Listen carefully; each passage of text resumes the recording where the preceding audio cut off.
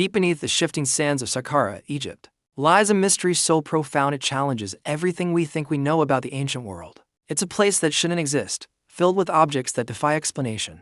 This isn't a story about pyramids or pharaohs you've heard of. This is about something far stranger, hidden for millennia in a labyrinth of dark, subterranean tunnels. Welcome to the Serapeum of Saqqara.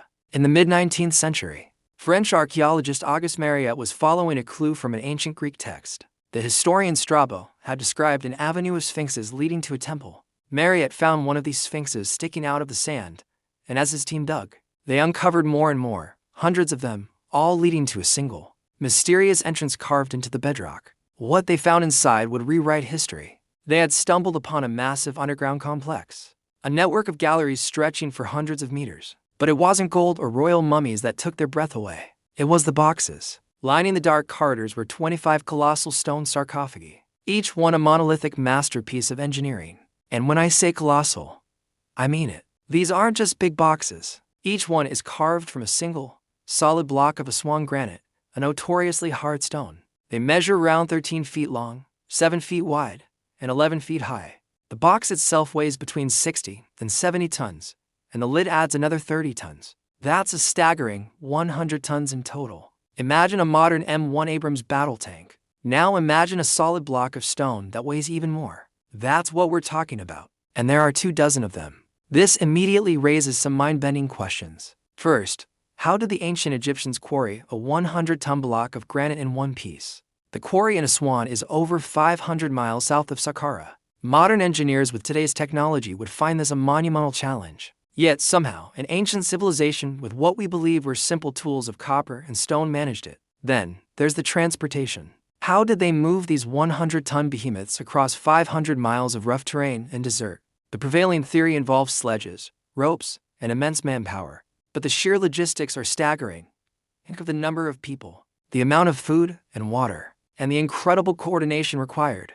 It's a feat that borders on the impossible, but perhaps the most incredible part is getting them into the Serapeum itself. The entrance is a narrow, descending passageway.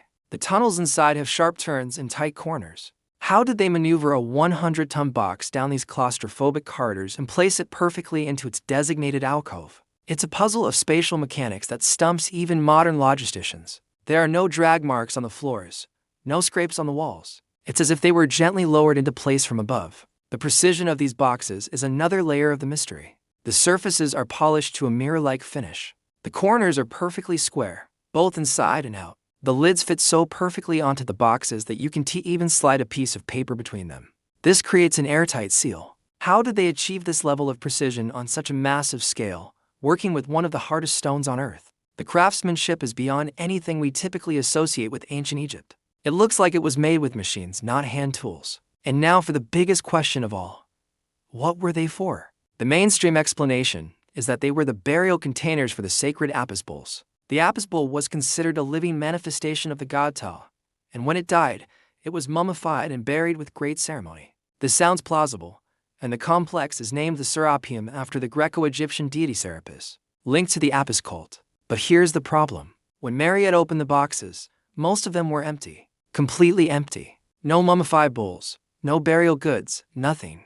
Only one contained a jumble of bones, which later analysis suggested might not even be a bull. The other sarcophagi were pristine, as if they had never been used. If these were tombs for revered sacred animals, where are the bodies? Where are the treasures and inscriptions you'd expect to find in a royal or divine burial? The few inscriptions found in the Serapeum are crude and poorly carved, almost like graffiti. They stand in stark contrast to the perfect, machine-like quality of the boxes themselves. It's as if to different cultures or to different eras of technology were at work here. Could it be that a later culture found these incredible boxes and tried to repurpose them, adding their own inscriptions and dedicating the site to the Apis bulls, without knowing their original purpose? This leads us to more radical theories.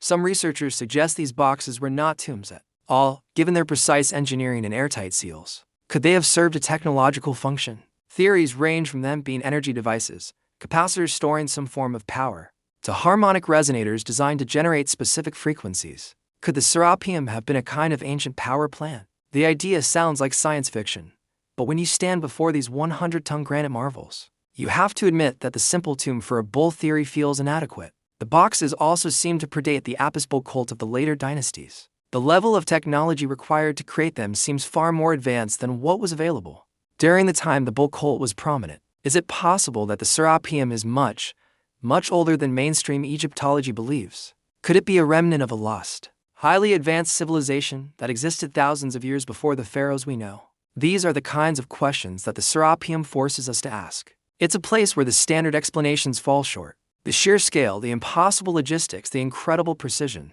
and the baffling emptiness of the boxes create a perfect storm of historical mystery. They are silent, stone giants that whisper of a past we have completely misunderstood, every detail, from the perfectly flat surfaces to the 90-degree internal corners, screams of a technology that simply shouldn't have existed then. We are left with a choice.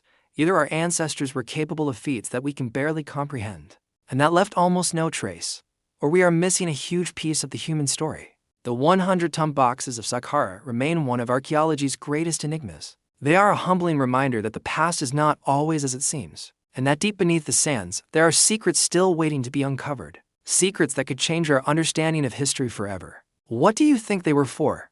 Tombs for bulls, or something else entirely? Let me know your theories in the comments below. Thanks for joining me on this journey into the unknown. If you enjoyed this dive into ancient mysteries, don't forget to like, subscribe, and hit that notification bell so you don't miss our next adventure. Until next time, keep questioning.